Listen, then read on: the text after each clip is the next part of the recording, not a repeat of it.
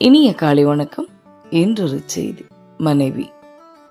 மனைவி என்பவளை வாழும்போது கொண்டாடாமல் இழந்த பிறகு வருந்துகின்ற ஆண்கள் தான் இங்கு அதிகம். 75 வயதை கடந்து நிராதரவாக நிற்கும் போதுதான் 45 வருடங்களாக அவளை நாம் ஒரு நாளும் கொண்டாடவில்லை என்றே தோன்றுகிறது.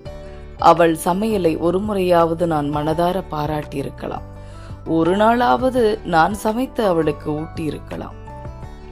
ஒரு நாளாவது அவளுக்கு பதில் நான் அவள் துணிகளையும் சேர்த்து துவைத்திருக்கலாம்.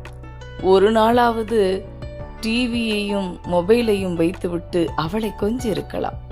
ஒரு நாளாவது வேலை தளத்தில் கோபத்தை எல்லாம் விட்டுவிட்டு இங்கே அன்பை மட்டும் சுமந்து வந்திருக்கலாம். ஒரு நாளாவது என் விடுமுறை நாட்களில் அவளை சினிமாவுக்கு அழைத்து சென்றிருக்கலாம். ஊரூராய் சுற்றி அவளை உற்சாகப்படுத்தியிருக்கலாம். அவள் விரும்பி கேட்காபோது ஒரு புடவை வாங்கி கொடுத்திருக்கலாம். ஒரு மாசமாவது என் முழு சம்பள பணத்தை அவளிடம் கொடுத்திருக்கலாம். ஒரு நாளாவது காலையில் அலாரத்தை அணைத்து வைத்துவிட்டு அவள் தூங்கட்டும் என்று விட்டிருக்கலாம். நீ சாப்பிட்டாயா என்று அவளை நான் ஒரு நாளாவது கேட்டிருக்கலாம்.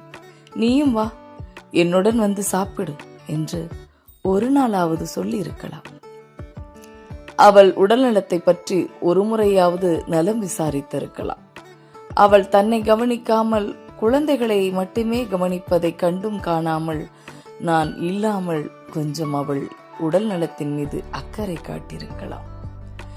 அவள் நோயில் விழுந்தபோது நான் கடன்பட்டேனும் அவளை காப்பாற்றிருக்கலாம். என் தாயே, என் தாரமே, நீ என்னுடன் இருந்தபோது நான் கம்பீரமாய் வாழ்ந்தேன். நீ என்னை விட்டு போனதும் நான் பலமுறை கால் தடிக்கு விழுகிறேன். என்னை தூக்கிவிட இங்கு யாரும் இல்லை.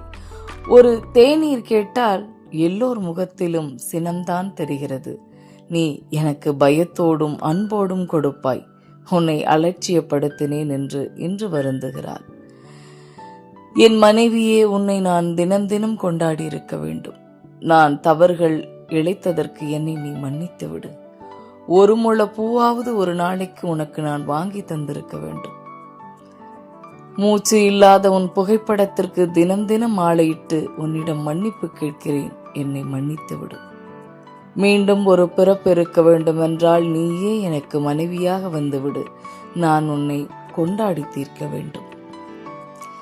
75 வயதை கடந்து மனைவியை இழந்த ஒரு ஆணின் மனநிலை இதுதான். அவள் வாழும் போதே அவளை வாழ விடுங்கள். அவளின் உணர்வுகளை சாகடித்து கணவன் மனைவி என்ற இந்த உறவில் என்ன இருக்கிறது? ஆண்கள் இதை புரிந்து கொள்ள வேண்டும். வசதியாக அவளை பார்த்துக் கொள்வதல்ல வாழ்க்கை. அவள் உணர்வுகள் காயப்படாமல் பார்த்துக் கொள்வதுதான் வாழ்க்கை. இதிலிருந்து நாம் தெரிந்து கொள்வது என்னவென்றால், ஒரு பெண்ணை காதலிப்பதோ திருமணம் செய்து கொள்வதோ அவளின் அத்தனை கனவுகளையும் தத்தெடுத்துக் கொள்வது போலத்தான்.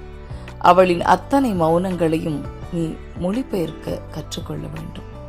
அவளின் அத்தனை புன்னகைக்கும் நீ காரணமாகி போக வேண்டும். ஒருத்தியை காதலிப்பது, திருமணம் செய்து கொள்வது என்பது அவளின் அத்தனை கிறுக்குத்தனங்களையும் நீ பொறுப்பேற்றுக் கொள்ள வேண்டும். மனதளவில் அவளை அவளாக இருக்க விட்டு ரசித்து வாழ்ந்து விடுங்கள்.